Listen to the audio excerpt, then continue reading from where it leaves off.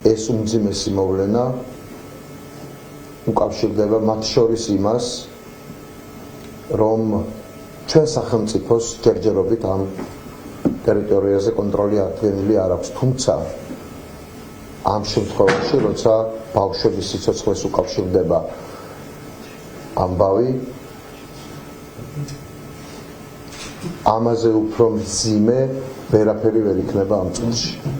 ამიტომ კვლავ გავიმეორებ, რომ ჩემს გამოსვლას ვიწყებ სამძიმნის გამოცხადებით მთელი საქართველოს მოსახლეობისთვის. მთელი საქართველოს,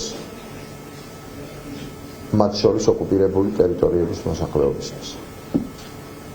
მეორე, მნიშვნელოვანი გარემოება არის ის, რომ ეუთოს საპარლამენტო ასამბლეის თავმჯდომარე ია კაუმა აქ ვიზიტს აუქმებს და არა გადადებს. მე მინდა რომ კორექტივები შევიტანო იმაში, რაც ბოლო პერიოდში გავრცელდა სხვადასხვა მედია საშუალებით, ეს არ არის ვიზიტის გადადება, ეს არის ვიზიტის გაუქმება, ვინაიდან დათქმა, რომელსაც ეუთოს საპარლამენტო ასამბლეის თავმჯდომარე აკეთებს, უკავშირდება საქართველოში სიტუაციის ძირფესვიანად შეცვლას და მხოლოდ მას შემდეგ ვიზიტს.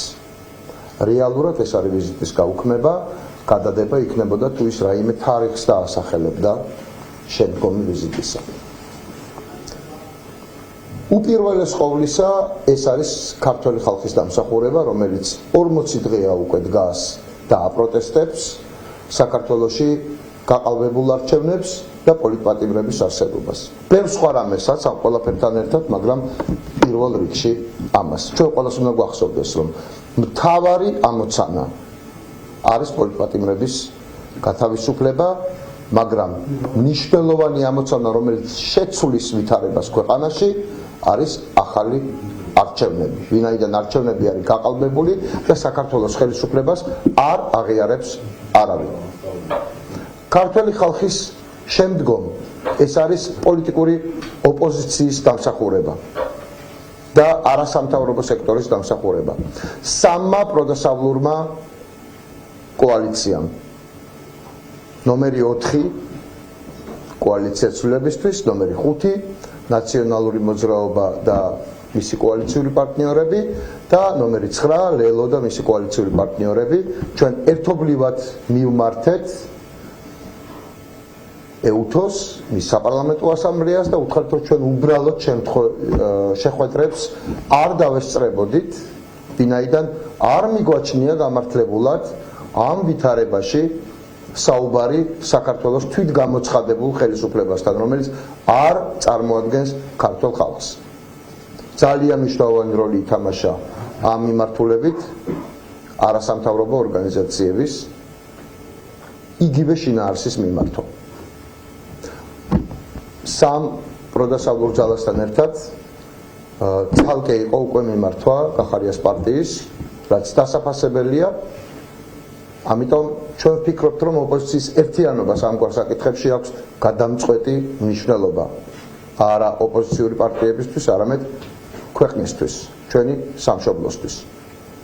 ბუნებრივია ეს იქნებოდა შეცდომა აქ ჩამოსვლა და საუბარი იმ ხალხთან, რომელიც წარმოადგენს მხოლოდ საკუთარ თავს და მათ ბელადს ბიძინა ივანიშვილს.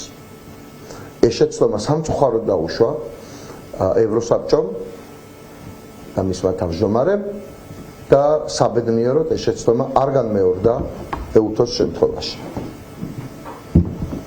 ჩვენი მთავარი ამოცანა არის ნულოვანი ლეგიტიმაცია ამ ხელისუფლებას, ქართული ხალხის ამოცანაა ეს, არასამთავრობო სექტორის და ოპოზიციური პარტიების. მე მინდა გულწრფელად გითხრათ, რომ ოპოზიციური პარტიები ამ მხრივ ზოგჯერ უსამართლოდ იჩაგრებიან, ჩვენ მუშაობთ გამალებით, რომ ეს არ მოხდეს, რომ ამგვარი ვიზიტები არ შედგეს და აქ ჩვენი წვლილი შეგვაქვს. რაც შეგვიძლია, ჩვენ ვაკეთებთ ყველაფერს.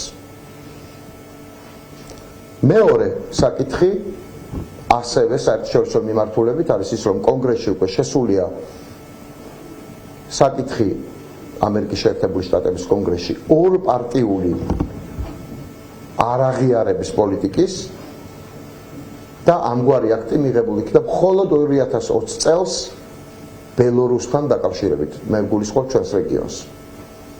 ამით დასტურდება ის, რომ საქართველოს ხელისუფლება, თვითგამოცხადებული ხელისუფლება, მე ასე ვიტყოდი, რომელიც შედგება თვითგამოცხადებული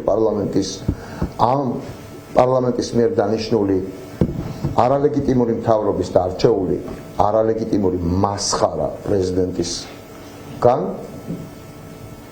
ეს ხელისუფლება არ იქნეს აღიარებული უკვე კონგრესის გადაწყვეტილების საფუძველზე, რაც სავალდებულოა მთელი ამერიკული პოლიტიკური ისტაბლიშმენტისთვის.